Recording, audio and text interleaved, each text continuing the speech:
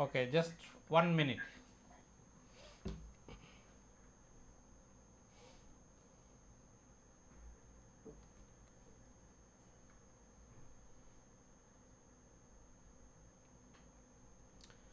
Okay, good morning and good afternoon from this side. So I will start with a new topic, which is robot control. So announcements, outlines of today's lecture, and the mid-semester marks are available now in the website, and this is the file name aau-list-marks.pdf. So here I have the mid-semester marks for all of you, and as per schedule, there's supposed to be a class on robotics tomorrow, which I have a meeting, so outside, so which will be rescheduled on Friday, which is 28th, Monday, Tuesday, Wednesday, Thursday, Friday.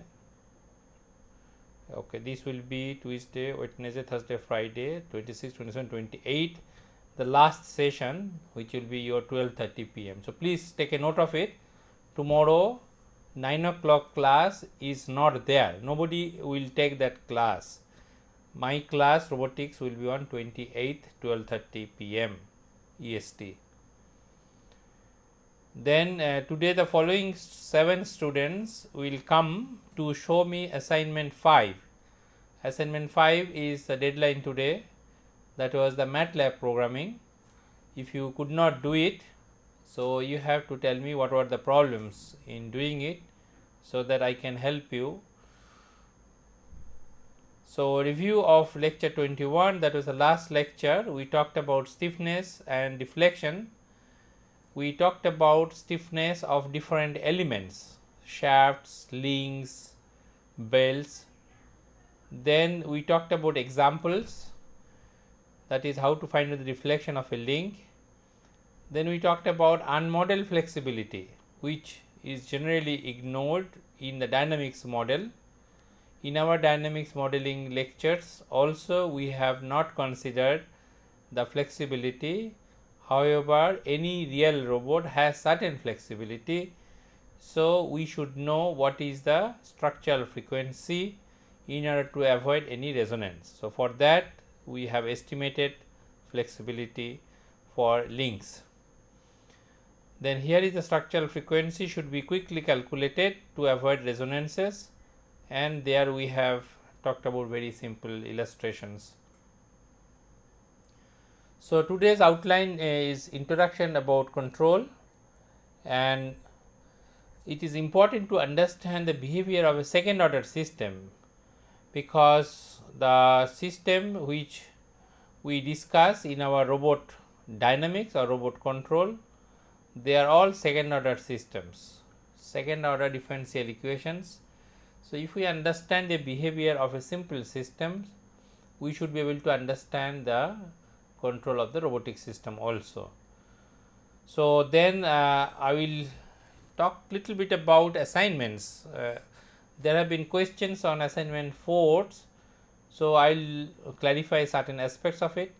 Then we will be requesting the submission of assignment 5. Since I have uploaded the marks, I will tell you how the grading was done. So answer style I will discuss with you, and how the marks have been distributed. Okay, and finally I will give you the summary. So when you look at the marks, so this is the model which I will be explaining you towards the end of today's lecture. So talking about the introduction, the first thing comes to our mind is who controls a robot. Okay, now typically a personal computer, right? If you go to your laboratory where you have that FMS cell connected to a robot, now you will notice there is a personal computer is attached. Okay, so a PC controls a robot or a dedicated electronic circuitry. Sometime it comes in a box in which those electronic circuitry are present, and they control the the robot manipulator. Now, what do we understand as a control? In general, for any system, control means to apply or exert force so that a system moves or works according to the commanded instructions. It is just like controlling you in a classroom. So, it is been told to you that you should not leave before 1.5 hours during this lecture. Okay. So, force have been applied by your teachers. It is a psychological force in this case, that you should not leave this room. So, in actual physical system, certain force being applied. Okay.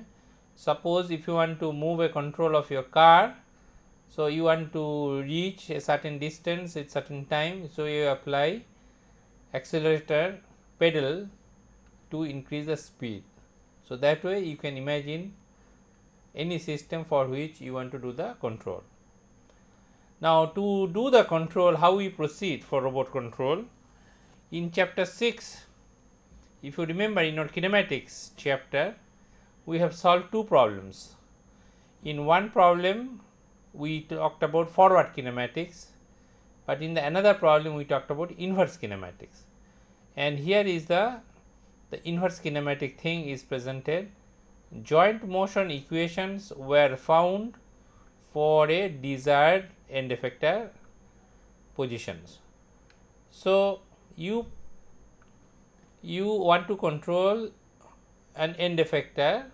So, if you know how you want to control, that means how its motion would be, then using inverse kinematic principles you can calculate the joint motion. So, those things we have done in chapter 6. Once you have the joint motion means joint angle, joint velocity and joint acceleration. Then we go to chapter 8, where we have calculated dynamic equations. That means to achieve this joint motion, okay, what will be the torque or force, right? So, if it is a revolute joint, so you apply torques. If it is a prismatic joint, you apply force. So, in chapter 8, dynamic equations were derived to obtain the time histories of all joint torques. So, there we have calculated that how much torque to be applied. Once you know the torque to be applied, then you can connect to the PC and then you can apply a particular current or voltage depending on which motor you are using, and whatever command you give in your PC, they get converted to analog signal of voltage or currents, which is proportional to this joint torques, okay, and that is finally being applied to the robot. So, here is the relation between control, kinematics and dynamics comes into picture. But suppose if you apply this torque which you have calculated here, question is, will it follow exactly the motion which I am providing here? The motion I am providing here, the end effector motion, which is calculated here as a joint motion, I calculate the joint torque, and now if I apply this joint torque to the systems, will it follow this motion? Now, in real life they will not follow. Okay. Why? The reasons are as follows. Due to differences in accurate computations of link lengths. Okay. So, if you look at my hand, if I want to demonstrate here, so I want to move from here to there, I have a certain speed and accelerations. I have calculated what is the torque required, and here I apply that torque. Instead of reaching here, you may reach there, it may reach there. Okay, instead of reaching to my left hand positions, it will reach there. Now I am exaggerating the fact, but it will not hit exactly the same positions. Why? Because the length which I have measured, which may not be accurate, because it is very difficult to find where is the center here, because you have a gearbox, you have a cover on the top of it. It's very difficult to find out where is the center here, very difficult to find out where is the center here, so that I can measure this length. So there will be uncertainty of the length first. Second, what is the weight? You want to calculate the weight, right? Now how do you know the weight? Unless you take out the whole assembly and take a measurement of its weight, which is not possible. So you estimate. Estimate how? Based on the probably the CAD drawing you have, but then exact estimate is difficult because you have inside the box, you have a gearbox, you have a belts, you have pulleys, you have screws. So even a screws, 4-5 screws may weigh about 100 grams. So that 100 grams you have not estimated. So because of this thing it may deviate, right? So that is the thing I have written here. So link lengths, mass, inertia, and also when we do the modeling, friction and backlash, so far we have not talked about it. No? As a research applications, many people been doing it, but in practical robot control they are not at all taken into account. Okay.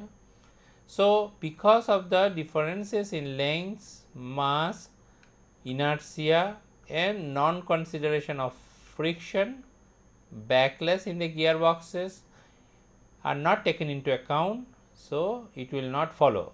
So end effector of the robot will not follow the commanded trajectory. They will not follow the commanded trajectory exactly. So if it has not followed exactly, so we need to take some corrective measurement, right? When your car does not follow the straight path in a straight road, what you do, you apply a control on your steering system so that it comes to the track. So here we exactly will do the same thing. Actual joint trajectory, which is calculated for end effector of course, plus its time derivative, that means speed, can be fed back to the control system to get the accurate motion. Just like driving a car, you are driving a car with your steering straight, you expect car will go exactly straight path, but after some time you see that it is deviating from the straight path. So then what you do, you turn your steering wheel back. How do you do it? Based on your observation with your eyes that yes, it is deviating from the straight path. So here I have a block diagram to explain this phenomena.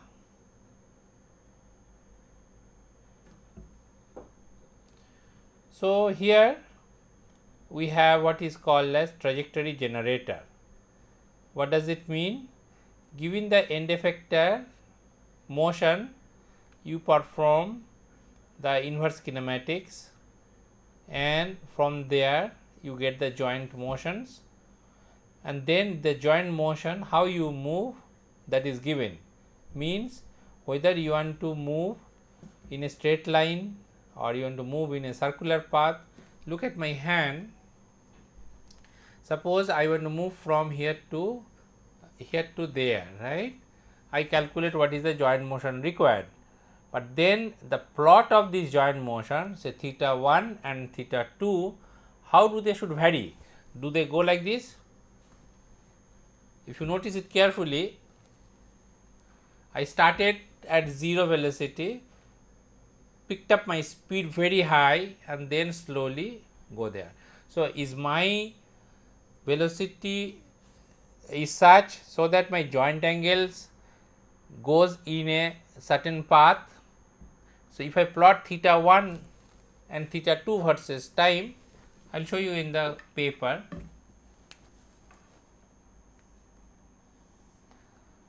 Suppose this is the some example of tooling.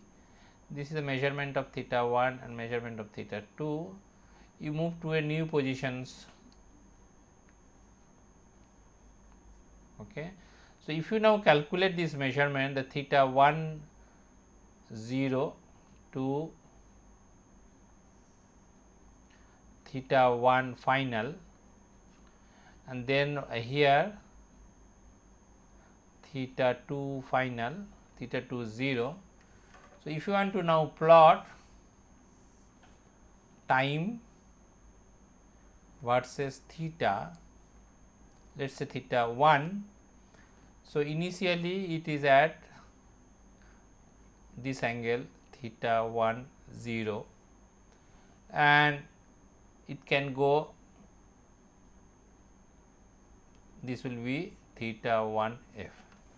So, shall it go like this or shall it go like that? Maybe it will go like that. No? So, this is the task of trajectory generator. Task of trajectory generator. So, first task is inverse kinematics plus inverse kinematics plus how to move. Okay. So, inverse kinematics plus how to move along this path is the task of trajectory generator, which was shown in the plot. Okay. So, we go to the block diagram now.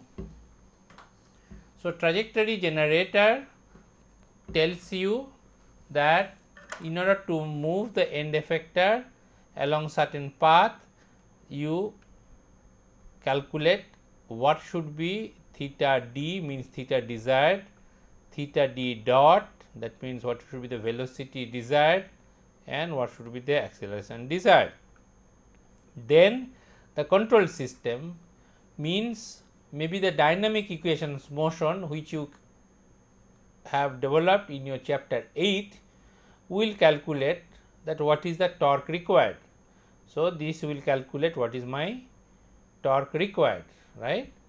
Once it is calculated, now here is my real robot here sitting. So, I apply this torque to the real robot, then this real robot moves, and because of those differences in link lengths, link masses, backlash, etc., it will not go theta d, it will go theta, which is the actual, which is little different than theta d. So, then there is a difference between theta and theta d, there is a difference. So, this difference you calculate as an error. So, this calculation of error is done here. So, I take this theta actual reading, I come here, and that error I now enter here. So, because of this error, some correction has to be done in the equation of motion. So, that correction thing happens here in our control formula, which we will discuss in this chapter, and that corrected formula will calculate another desired one until unless this error is 0.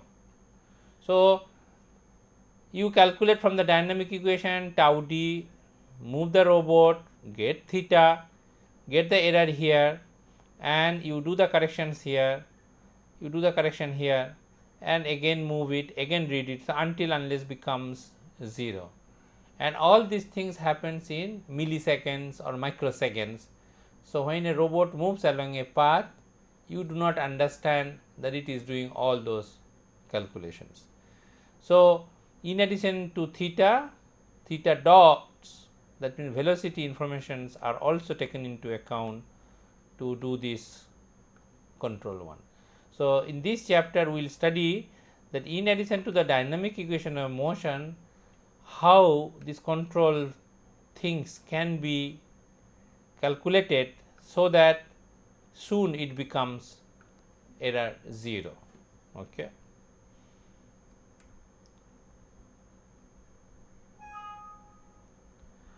So that was the first part.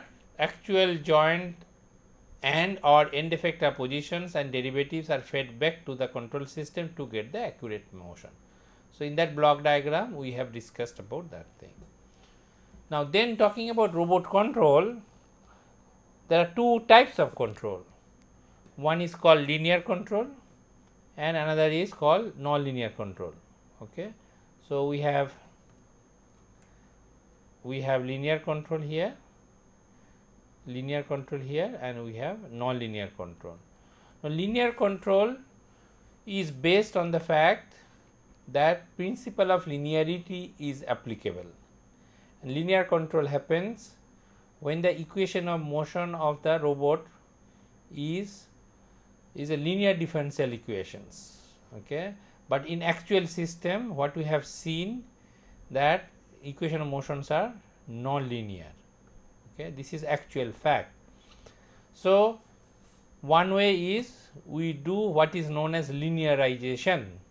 From the non-linear equations, we do the linearization and apply those rules of linear control and perform the control operations. Linear control is also applicable for nonlinear robots if the robot moves very slow. So this is my point here. Use of linear control techniques is valid when a robot moves slowly, which means its velocity is very small. So in the nonlinear control, it is a velocity square terms which appear. So if velocity is small, its square values will be again small. So it will behave like a linear system. And linear controls are based on the linear differential equations. Okay, which means in our robot control we have seen something which we call inertia into theta double dot plus h plus gamma. H was the multiplication of velocity squares which made our differential equations nonlinear. If those h were not velocity square, simply constant into velocity, then it would have become linear. Let me show you by writing it here on the paper. So equation of motion, we have seen this is of this form, tau. Now h is a function of theta I dot square or theta I theta j. So this is the nonlinear. Okay. So if this was just a function of, if h is a function of just theta I dot, then linear. Also if gamma is a function of theta I, actually gamma is a function of sine theta I, that means the gravity terms, right. So this is nonlinear. So these two makes them nonlinear, but then these two, if it can be done, they can be linear. And the idea of linearizations is, suppose if I say that robot moves around this point, between this point to this point.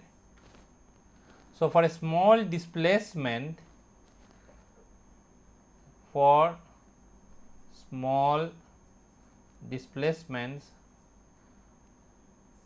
one can assume linear behavior. Okay. Similarly, if it moves slow, then also one can assume linear behavior. This I have told in the transparency sheet. So, let us come back. So, that was about the linearity. Now, as I said, if the robot moves slowly, we can treat them as a linear system, but after all these robots are having nonlinear differential equations.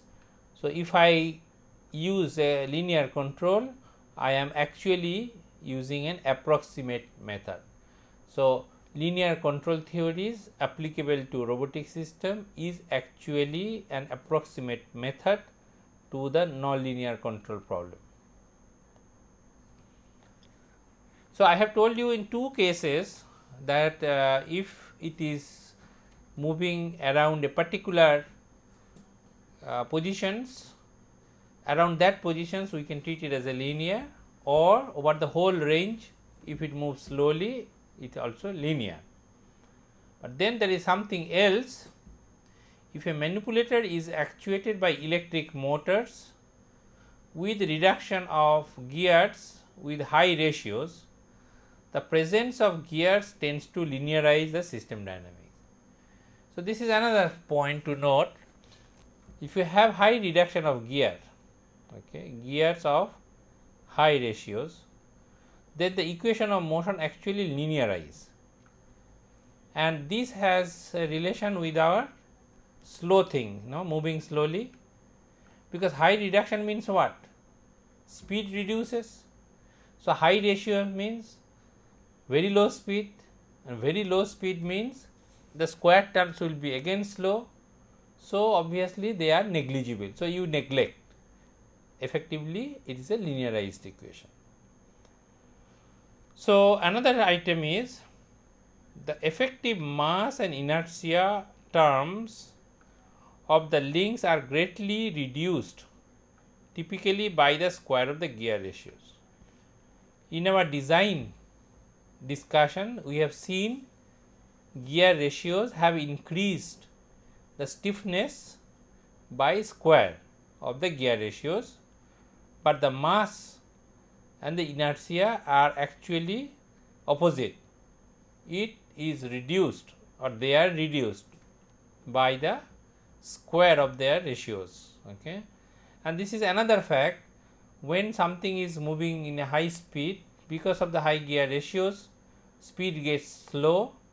Even the motor is running high, but the links are moving slow, and effect is also reduced because of the gear ratio. So, because of all this top effect, the joint dynamics, these joint dynamics are decoupled, which means you can imagine that each motor is an independent system, which is I am writing here. Each joint can be controlled independently.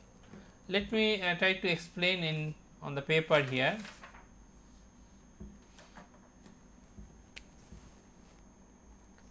Suppose if I have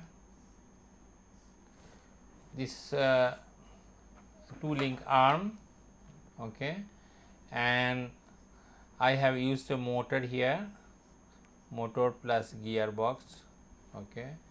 Maybe for this one I have put somewhere else motor 2 1 1 plus gearbox 2. Now, because of this decouple means motor 1 plus motor GB1 action is not affected by link 2 or motor 2 plus GB2 dynamics. Because of high gear reduction here, the link 2 rotational effect is not coming into picture. Similarly, because of the high gear ratios, the gear box here and the link 1 effect does not come. So, generally in the robot, as we have seen in the equation of motion, when they move,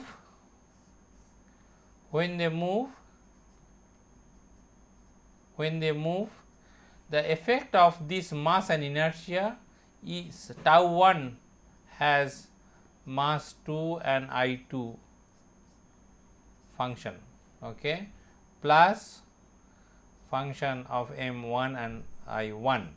But if high gear ratio is used, due to high gear ratio, now this can be 0. So, that is the meaning of it. Okay. How these things happen, for that we have to see the gear model, which we will see in the following classes, that how this does not affect. But the idea is, one can think, go back to the paper, one can think that this is like a one link, this is like a one link system, this is like another link system. Any control applied on this thing will not affect the dynamics. So, even though it is a combined system, but because of the high gear ratio, we can decouple it, and decoupling means this is one system, this is one system. So, for 2 degree of freedom system, I can think it is a 2 into 1 degree of freedom system, okay, and that is much simpler problem than considering the 2 coupled system, okay. So, that is the idea. So, gear, introduction of gears, as we see here, it helps decoupling. Now, this is like a scenario of handling 2 students separately is much easier than when they are together, or it is much simpler to handle individual students, no, than the complete class. If everybody starts shouting, no, it is very difficult, but if one starts shouting, I can say, oh, shut up, right. So, that is the idea. So, high gear is good because it simplifies the control, but it introduces friction and also compliance. Compliance means it introduces some stiffness. Because of this compliance, that means flexibility, because of the flexibility, its natural frequency may come down, okay, and of course, the backlash problem. So, gear has this advantage that you can control independently,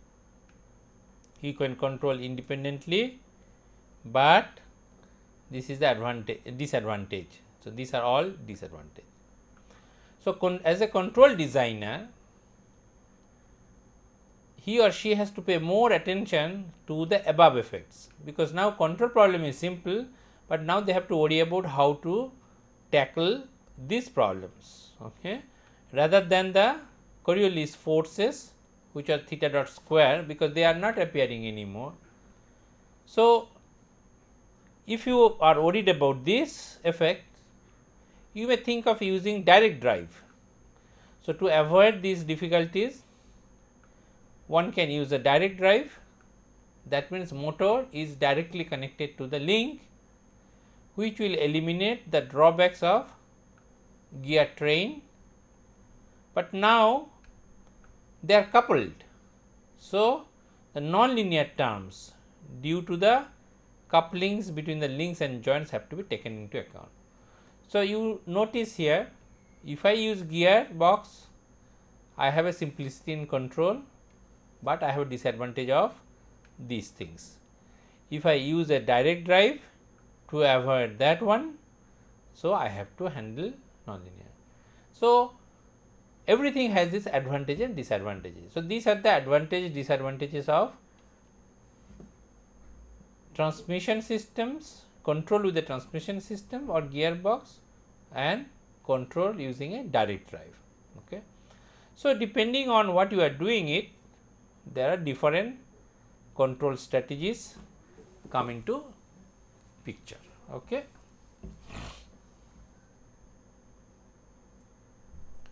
So, now since a robot has more than one joints, so obviously we have to apply multiple input and we get multiple output. So, we call it multi input multi output system or MIMO system, right. So, robot control actually is a multiple input multiple output system, or we call it multi input multi output. So, this is a MIMO system. Now, if my robot has a gearbox, so then I can decouple them. So, each joint I can consider them as one system. So, to simplify the problem, each joint is considered to be independent and separately controlled. As I just mentioned, this is true for highly geared robot.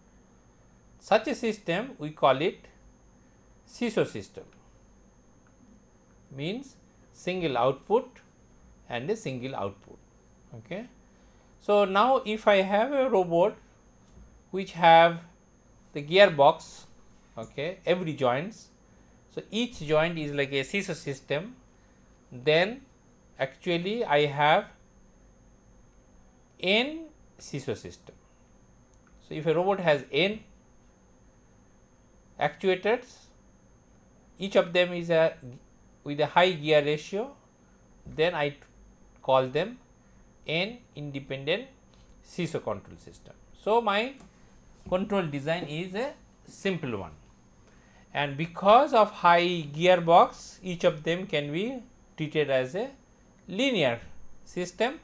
So, each SISO system can be modeled as a linear order SISO system, a linear order differential equation. So, each joint can be treated as a one single second order differential equation. So, now if I can learn how to control a second order differential equations, then my robot control is understood, particularly for those which have a high gear ratios, and most of the industrial robots are of that nature. So, it is not difficult to learn robot control with high gear ratio. They are equivalent to n independent SISO system. So, that thing we learn, but now what are the actions taken to control? Okay. So, now we will talk about a SISO system. Okay. That means how each independent joint can be controlled. So, they are basically my chapter 10 of my book. So, what we are covering today is chapter 10 of my book. So, one control scheme is on and off. They are mostly used in discrete positions, right. Suppose we have studied during our pneumatic systems that if you want to just attain two positions, right. Suppose you want to pick up from one place and place it in another place without worrying what is happening in between. So, pick up from one place, place it there, tick tick tick tick, right. You want to, so on means go there and then stop there. So, on go there, off stop, on off, right. So, this thing is a on off control, but for pick and place operations they are fine, or pushing some object it is fine that I push it like this, push it like this, it is fine. But if I want to move in a continuous path, say I want to do the welding, so I want to do the welding, right. So, then this is not good because every step is like a small step. So, it is a continuous path control.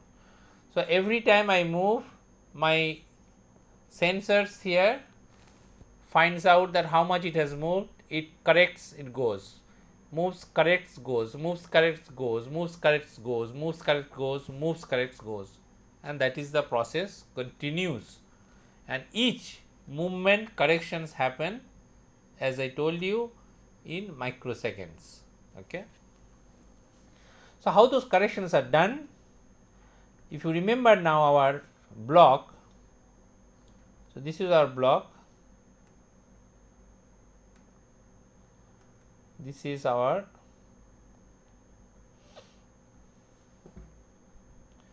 So, this is our block. So, now this control system, that means whatever torque I have, that corrections has to happen here. How that correction happen, that I am going to tell you now.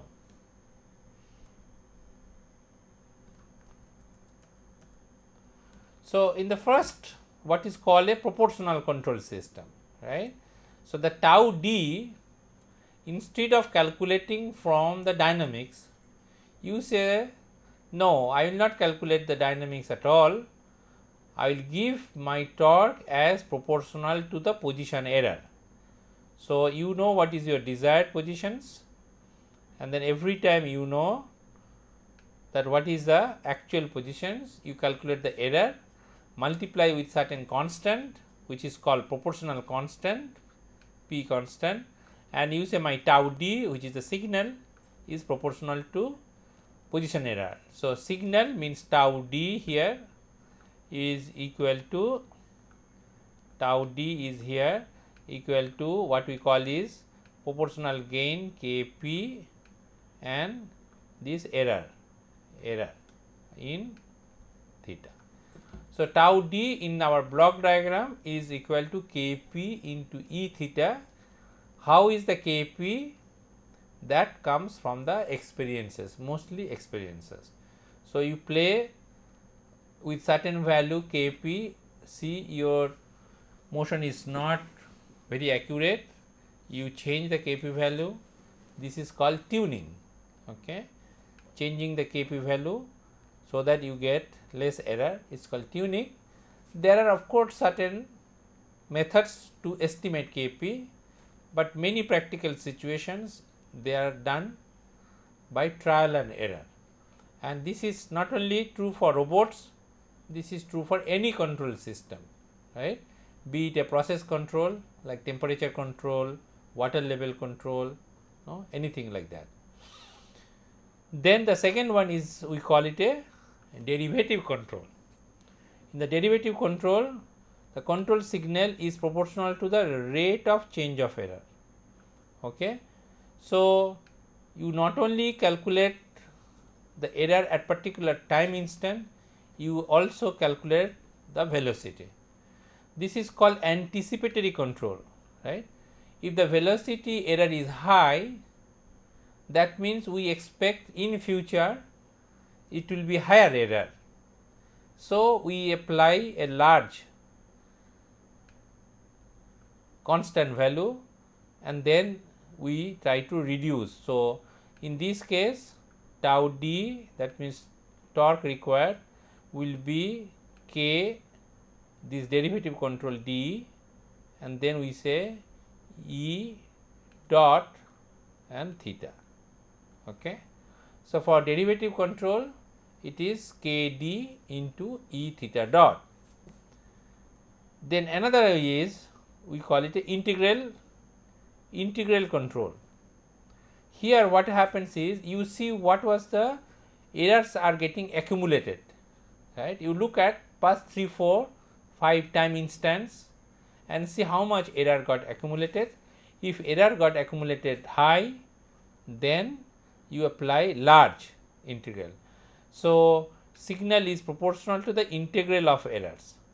So, in this case tau d will be equal to, this is K, this will be K I, 1 minute. So, this will be given by,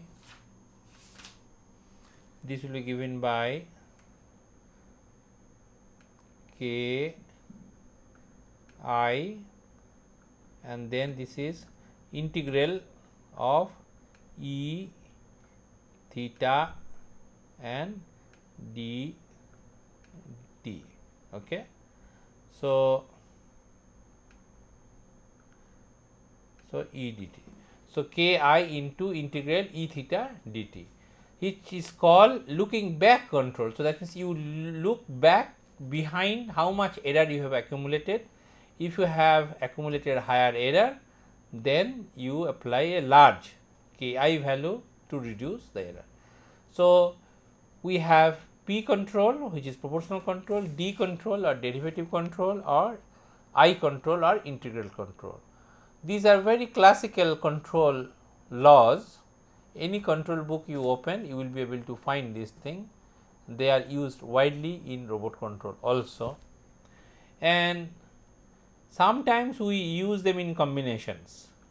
Means we use PI control, or we control PD control, or sometimes we have PI and D, all three together, PID control. So, these are very familiar control laws, PI control, PD control. Many times you will hear or you will read in your robot manual that this is PD control or PI control. So, they means the control laws are combination of these laws. So, as I told you in this slide that if we understand about second order system behavior, then we can apply appropriate control law based on what we learn here, and then make the behavior as per our own wish. So, let us study a second order system now. So, let me show you the diagram.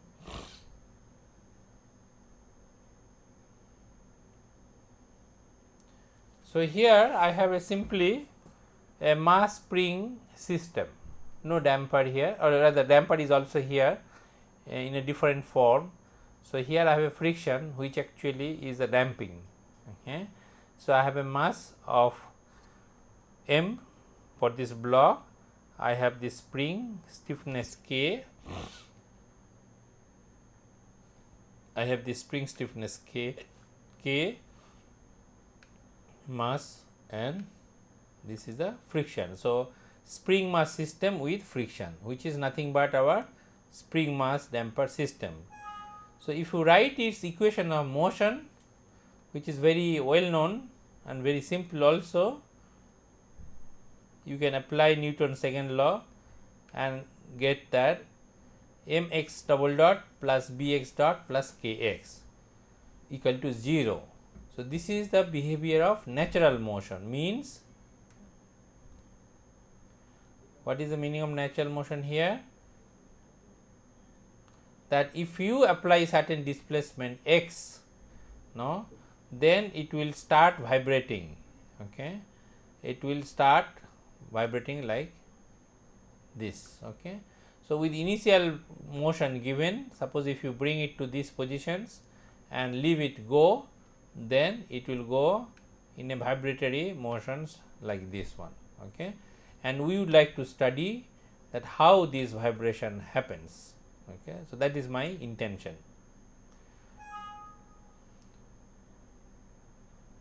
So, since there is no external force applied, so behavior of this system can be given by this equation of motion mx double dot plus bx dot plus kx equal to 0. I want to find out its solutions so that I can know how it behaves. I go back to our high school methods. Let the solution be x equal to e to the power e to the power st. I substitute x dot equal to s e to the power st, x double dot is equal to x square e to the power st, and then I substitute it here. And I get this equation. Since e to the power st cannot be 0, so to satisfy this equation, ms square plus bs plus k must be 0. So, from there I can calculate two solutions of x, in this case s. So, we get s1 is minus b plus square root of b square minus 4 mk divided by 2m, solution of a quadratic equation. This is the second solution, only difference is this plus minus. Okay. Having got this roots, this is also called characteristic equations. Okay.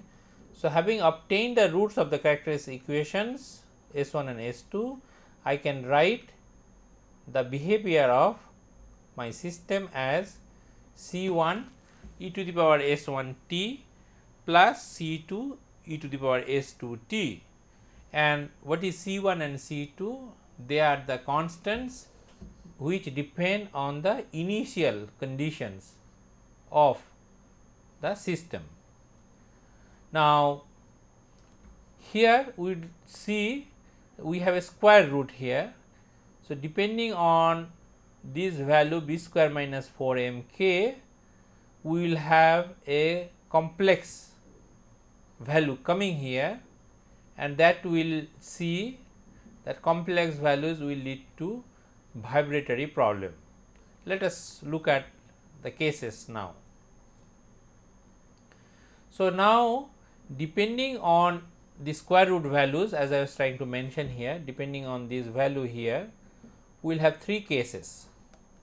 The cases are: case 1, you have real and unequal roots, that means b square is greater than 4 m k. We will have complex roots when b square is less than 4 m k, and we can have, this is case 3. So, let me correct it, that will be case 3.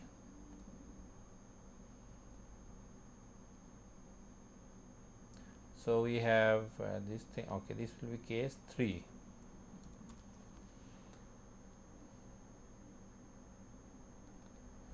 So, this is case 3 when we have real and equal roots, which is b square equal to 4 m k. Let me show you the behavior first. That means how the displacement.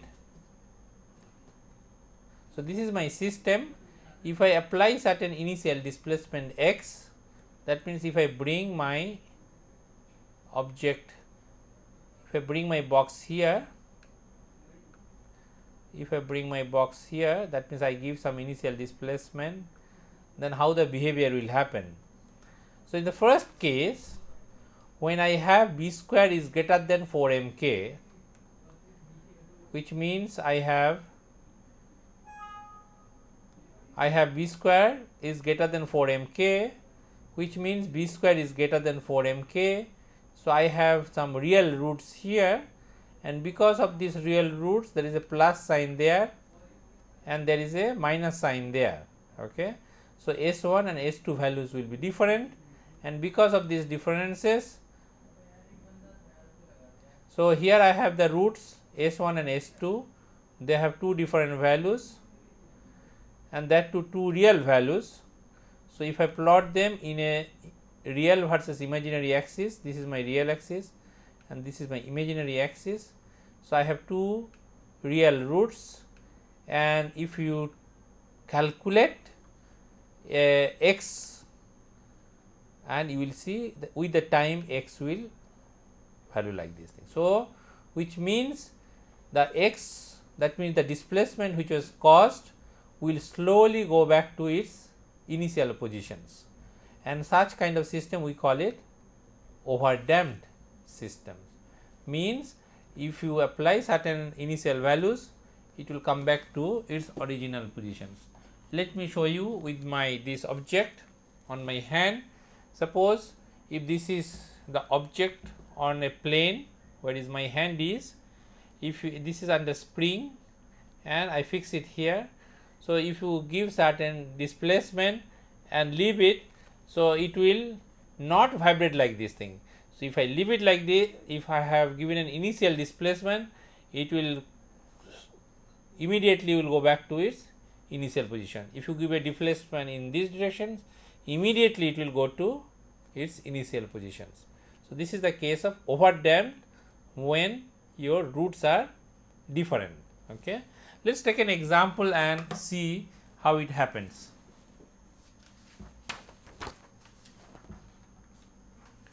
So, I will take the example from the book. So, I have, go to the paper now. So, I say I have a system for which m is equal to 1, b is equal to 5, and then we have k is equal to 6. So, I can write ms square plus bs plus k equal to 0, right.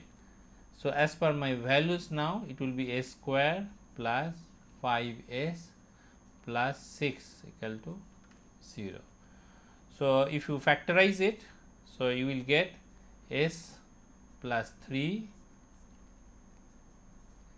s plus 2 is equal to 0. So, we get s equal to minus 3, which is s1, and s2 is equal to minus 2. So, the solution can be given as this will be C1 e to the power minus 3t plus C2 e to the power minus 2t. We need to calculate C1 and C2 based on my initial values. So, initial values are x is minus 1 and x dot is 0 at rest, means at t equal to 0. Okay. So, if you substitute these values, you can quickly calculate. So, if you substitute at t equal to 0, that means C1 plus C2 is equal to minus 1, and if you do the differentiation of this thing, so you will get the another conditions, which will be minus 2 C1 minus 3 C2 will be 0. You can solve these two to calculate C1 is equal to minus 3 and C2 is equal to 2. Okay. So, this is the two solutions you get corresponding to this initial condition. So, this is my initial conditions. So, the final equation describing the behavior will be is minus 3 e to the power minus 3 2t plus 2 to the power e 3t. Okay. C1 e to the power minus 2t, okay, this 2t, this is 3. Please correct it here. C1 e to the minus 2t. So, I change the corrections here. S1 is equal to minus 2 and this is minus 3. Okay. So, now if you want to plot, these values, you will see the time versus x t will be like this. Okay. So, this is a overdamped. Okay. So, and if you go to my slide, here, we have on the left hand side, I have two crosses, and two crosses are called also the poles of the system. So, the roots of the characteristic equations are also referred as poles. This is a control terminology. In control theory, people use this word pole. Now, pole lies on the left hand side of the imaginary plane. So, this is my imaginary plane. So, this is my imaginary plane, okay, and left side is this one. So, if it is comes in the left hand side, then we call the system is stable, because you have e to the power minus term, and e to the power minus gives a decaying characteristic. Okay. So, if it falls in the left hand side, we say the system is stable, in the meaning that I started disturbing the system from its initial positions, which was here. I have given initially it was at 0 here. I given certain disturbance, but because of its natural characteristics, it has come back to its original positions, and that has happened because of its characteristic of mass, spring, and this thing. Okay. So, if it is a complex roots, so you have complex number instead of real number, you have complex number here, and because of this complex number you have this vibratory nature, but because it is on the left hand side, now you see it is even vibrating, but it is slowly decaying, okay, going towards 0. Okay. Then we have the equal roots. So we have equal roots on the left hand side. Then this is the fastest decay can happen, okay, without any vibration. Now the question is, if there is a system whose roots come in this side, what will happen? Now because e to the power positive number, then obviously it will go like this, and this is a unstable system, okay. So I will use the just unstable system, okay. And if this happens, this has to be avoided, and we will see later in certain example that if mass spring and your friction value is such that behavior is happening like that, then we will introduce a control action to bring this behavior to this kind of behavior, okay. So now let us go back and look at the 3 cases. So the first case is real and unequal roots. B squared is more than 4mk. What is B? B is the friction. So we say friction dominates. So for this system, friction is dominating. We call it a overdamped system. When B square is less than 4mk, okay, we say stiffness dominates, okay, and this is a underdamped system. That means oscillation happens, and its solution can be given in this way. You can go back to my book and see how R, lambda and mu are defined. Then case 3 is the real and equal roots. That means B square is equal to 4mk, and we state that friction and stiffness is balanced. So if friction is more, we call it overdamped system, stiffness is more, we call it underdamped system. Now this is the balanced system, and this is the fastest possible non-oscillatory response. Now here also this is happening, but it will only go down, it will take much longer time than this one, which will be very fast, okay. So if this is my time axis, so from here to here, so it takes a short time, where it takes a longer time. So the fastest possible is this thing, and we call it a critical damping, okay. And for any system, if I have to control, my plan would be to achieve the Kp, Kd or Ki in such a way that I get a critical damping. We will see some example later on. So with this understanding, today's control lecture is going to be stopped.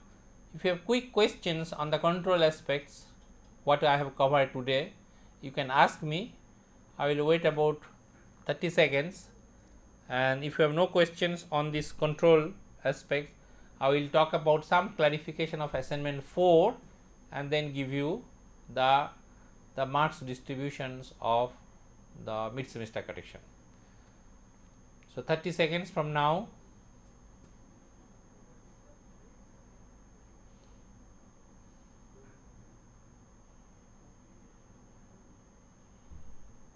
So people are waiting for the marks distribution, I believe.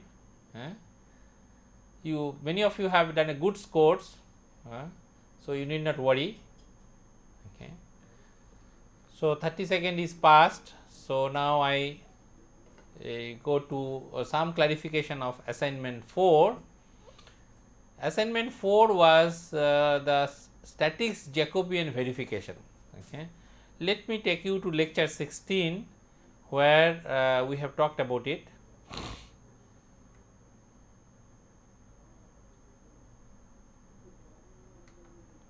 So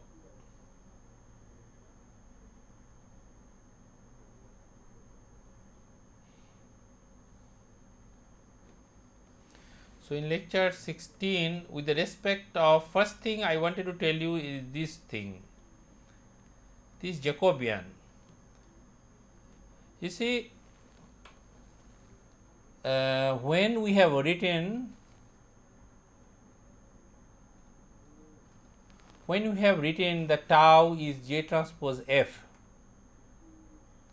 when you have written tau as J transpose F, okay, this 0 comes into picture, right? Why this 0? Because I have assumed, if you go to this figure,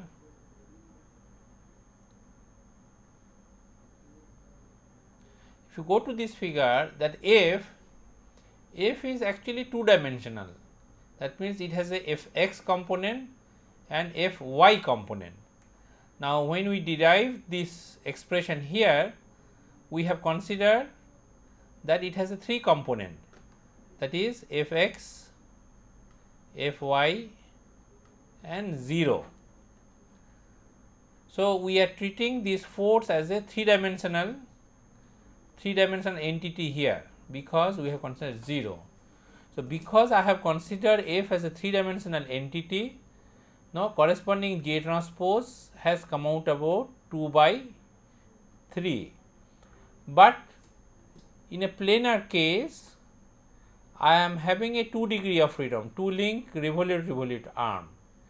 Using a 2 link revolute arm, I can apply only two forces.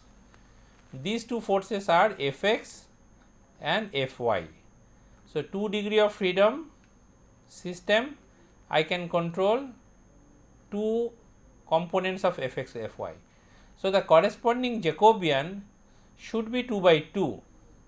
So, corresponding Jacobian should be 2 by 2. So, if I delete this 0 corresponding to this 0, okay, so I will be ending up with the 2 by 2. Let me redraw this thing.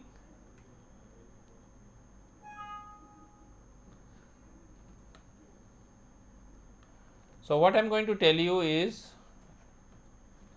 so what I am saying is this,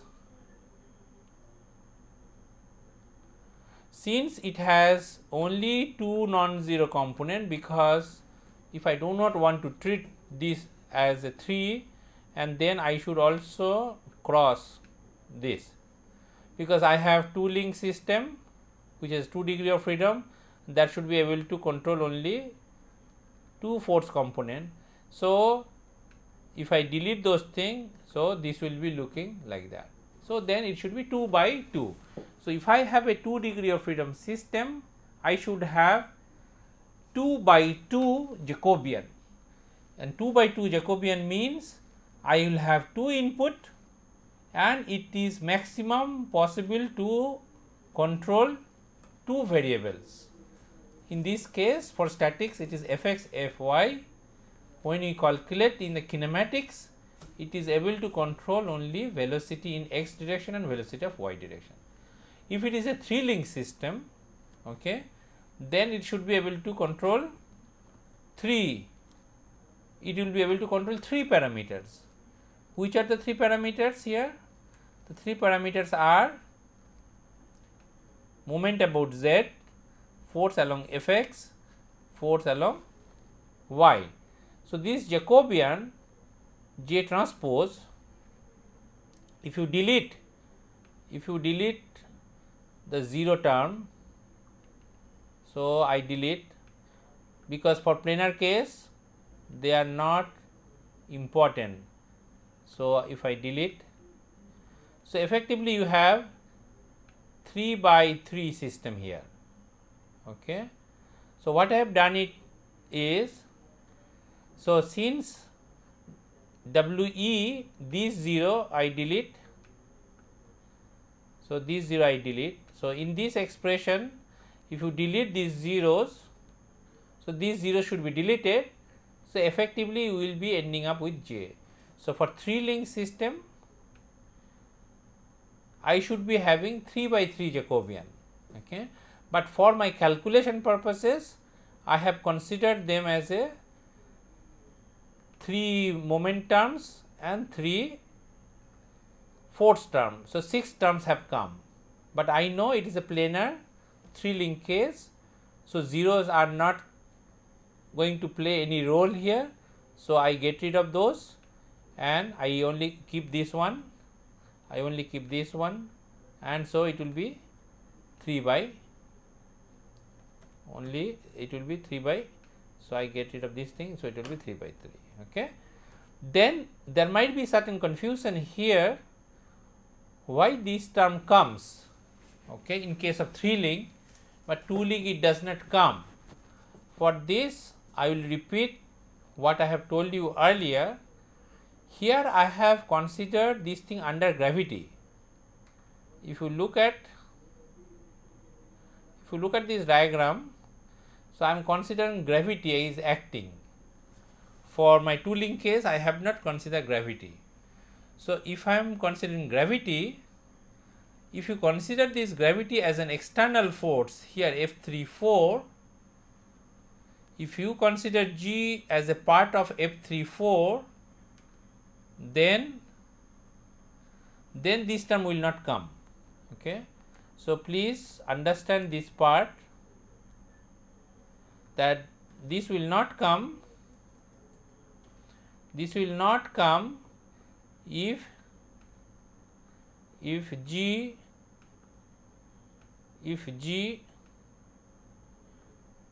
is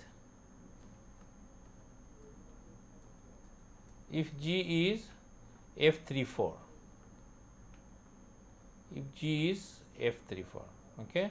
But in my derivation I have not considered G as F34. I have taken G F34 here as a external force, and G I have kept it separately.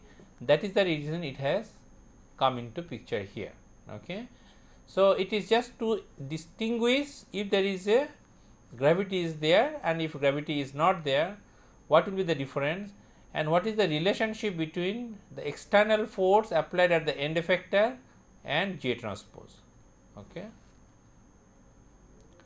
Then finally the question comes again and again, which I have done it here. From statics, now we have understood that from statics this is the 2 by 2 for 2 link, which is important, right? But in kinematics this is the 2 which is J. Now why is this J? Because these Fx and Fy are, these are the Fx and Fy. So this Fx and Fy, which is component of the Fx and Fy here, is measured in this frame, like here and then here. Okay. So this is your Fx and Fy component. If you want to measure here, if it was here, that means if Fx Fy was measured in this frame, and then if you would have written J, then that J would be same as the kinematics J, because in kinematics the force which you have calculated, sorry, the velocity which you have calculated. So for our kinematics, for your kinematics, this velocity of the end effector we have measured here. Okay. So the velocity we have measured there. So the J is corresponding to this kinematic. So J kinematic is this one, whereas for J statics we have used, so for this is our J static here. Okay. And because the measurement of force is done in the local frame and the velocity Jacobian done in the global frame, so expressions are different. But when I measure the force in global frame also, then my Jacobian becomes the same one. and that is the relationship. So, this is the relationship. So, if this is the Jacobian, so if this is my Jacobian, so if this is my Jacobian corresponding to statics measurement in local frame, then these are the corresponding transformation matrix for the planar case, and you will end up with this, and which is same as the kinematics Jacobian. So, in the last discussion, who came at the end asked me questions. So, this doubt was there, why these zeros are coming here, because when I am calculating this Jacobian, I am treating this f as a 3-dimensional one. So, but actually for planar case only these two are important. So, I have to get rid of zeros to get this 2 by 2, and this 2 by 2 Jacobian is different because this f is measured in 4th frame. So, this f is measured in 4th frame, and that is the reason this is different. But if you convert it to appropriate frame, this comes out to be exact. Okay. So, this is one doubt was there, and correspondingly your assignment 4 in Jacobian, this is the Jacobian with respect to statics. So, if you multiply this, so you will have 6 by 3 component. So, you will have 1, 2, 3, 4, 5, 6, and then you will have 3.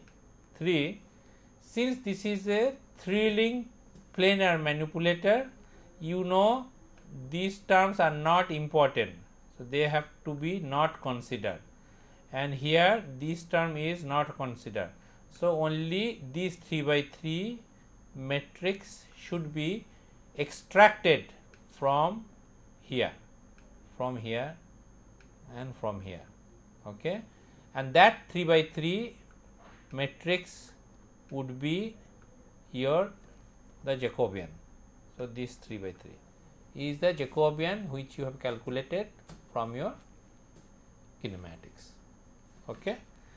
So, if there is a quick question here, I can again take before I start explaining.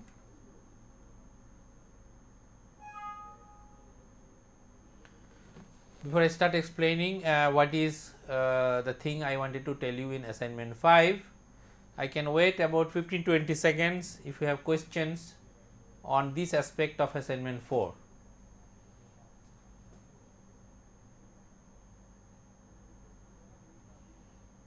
Okay, no? So, this assignment I will call at the end those 7 students to show me what you have done with respect to this MATLAB programming, and if you have difficulties I will take it. But now let me explain the mid semester exam. If you have forgotten what are the questions, so these were the questions. So, let me increase. So, okay, very quickly I had asked for 8 definitions. Okay. Then I have asked for some proof, and out of which this last one was cancelled.